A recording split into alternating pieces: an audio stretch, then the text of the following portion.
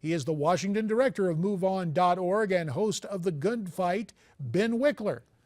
And from our South Florida Newsmax TV newsroom, the managing editor of the Shark Tank political blog, Javier Manjarres. Gentlemen, to you both, we appreciate you being here. Ben, we heard that statement from the French ambassador. The American administration uses more euphemistic terms. It has prompted this reaction from Willie Geist today on MSNBC. Take a listen. I sincerely don't know what they gain by not calling it what it is, other than warm feelings, perhaps, for themselves. Again, no one here is condemning the Muslim faith. We've said it 1,000 times. But when you have explicit response to a cartoon that lampooned the Prophet Muhammad, and then them shouting, "We have avenged the Prophet Muhammad," and yelling Allahu Akbar, there's nothing else to call it except what it was. And that doesn't... So, Ben, we've seen this administration move to try and redefine this type of terror, to forbid certain terms from being used by the State Department and the Pentagon. When will Mr. Obama and those in his administration call it what it was? Well, JD, the president has called this an evil and cowardly attack by terrorists who fear our freedom. I think that's pretty unequivocal, and I think the president is as good as his word when he's pledging the United States full support to track down and hold those who did this fully accountable. That's the most important thing, and I think he's on the job. Javier, when Islamofascism or Islamic terror is not utilized in the lexicon, you're denying the source. I mean, after all, these are not Episcopalians out attacking buildings. Yeah, JD, I just think it's kind of funny how our amigos over at MoveOver.org, they run cover for the president at every turn. Look, it is what it is. This is radical Islamic terrorism. And he fails or he chooses not to denounce what it is, because I think he's sympathetic for Islam as a whole, for the Islamic people, not just radical Islam or them, but remember, he used to be a Muslim for a good part of his life, or the majority of his life, and now he's a Christian. Fine, so be it. But I think he refuses to call out Islam for what it is. And JD. Speak what you want there, Ben, but it is what it is. Ben, okay, Ben, go ahead. Go ahead, Ben. Do you think that these terrorists like not being called Muslims, like not being allowed to speak for all of Islam? They hate that. These guys want to claim that they're the voice of Islam, and they're not. So to me, it's a way of rebuking them, to not dignify them with that title. Obviously, they believe that they're Muslims. They came out of, a certain extremist fringe wing of the Islamic faith. But these guys want to be the standard bearers for their religion, and they're completely not. Hey, Ben, when the IRA in Israel, in Ireland used to carry out terrorist attacks, they were labeled as radical Catholics, radical Christians. What's the difference? Sure.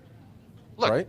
these guys are radical Muslims, right? But the question is, if we call them that, does that somehow hurt them? Does that make them less effective? Well, no. but here's the other side of that coin, Ben. When you fail to adequately source, not out of some sort of promotion of their status worldwide, but the source of who is doing this, believe me, they don't take it as an insult. In fact, I would wager that they laugh at the political correctness of those who refuse to call the generation of terror by its proper name. You yourself just used the term Islamic, and yet you go into these contortions to try to defend the administration that somehow it's the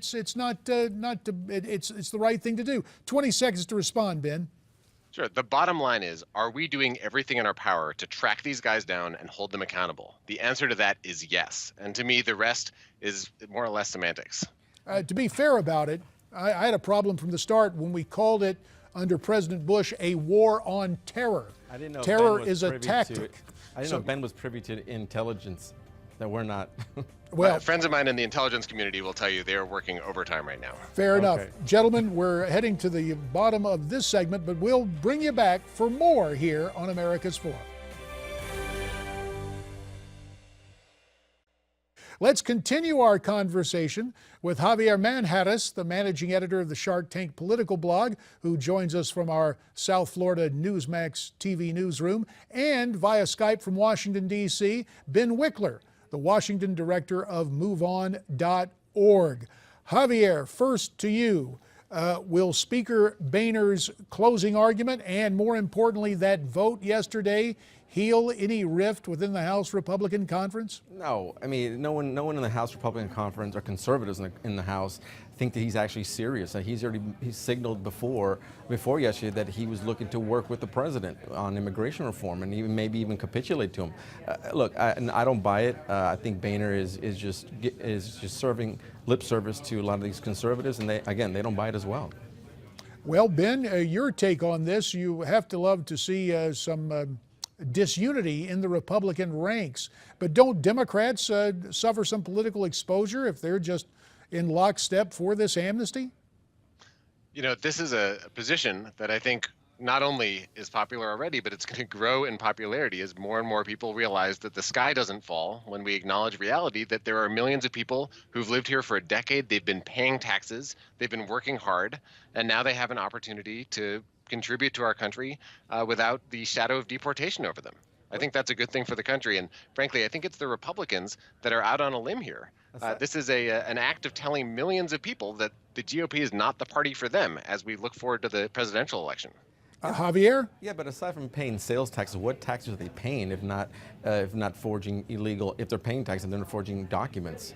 Because how can they be legally paying taxes if not just sales tax? Anyone can pay a sales tax. Go to 7-Eleven and buy a candy bar. Undocumented immigrants can get a tax ID and pay Social Security and income taxes. Where? They just don't get the Social Security benefits. This is something that millions of Americans do, and it's actually one of the reasons why there's so much surplus in the Social Security Trust Fund right now. When you talk about that ITIN, that individual taxpayer identification number, the fact is it is being utilized by illegals in tax law to get tax breaks, to get the benefits of citizenship, and to do so illegally and unlawfully. So let me ask you this question, Ben. You say this is on behalf of the immigrants. What about the immigrants who come here legally, who have played by the rules? We're just going to say, sorry, suckers, these guys broke in line. They're the new voters, and we're going to sign them up. Is that the MO for MoveOn.org, Ben?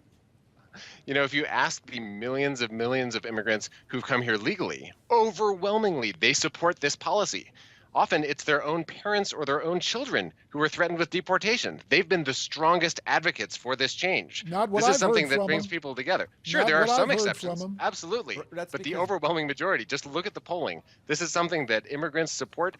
The only immigrants who don't support it, by and large, are people who immigrated a few hundred years ago. No, but when you take a step back, that's not true. Let me let Javier get the last word in here. Go ahead, Javier. Ben, I'd like to see the sample of that poll, and I don't buy it because you know, I've dealt with a lot of Hispanics. I happen to be one, and a lot of them don't agree with your take on immigration reform. A lot of them believe they come to this country because they leave oppressive, lawless regimes and countries and governments to come here to abide by the rule of law and make a better life for themselves.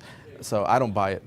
But what I do appreciate, poll tweet off after the segment at Ben Wikler. I will tweet links to polls. I'd love to see yours too. Yeah, I'd like to see those samples. Well, I tell you what, we'll bring you back. In addition to poll numbers, we'll get the arguments. Gentlemen, our time together today is concluded. Our thanks to you both. And America's Forum will continue. Poll numbers are one thing, common sense is another. I'll have a dose of common sense for you following this timeout.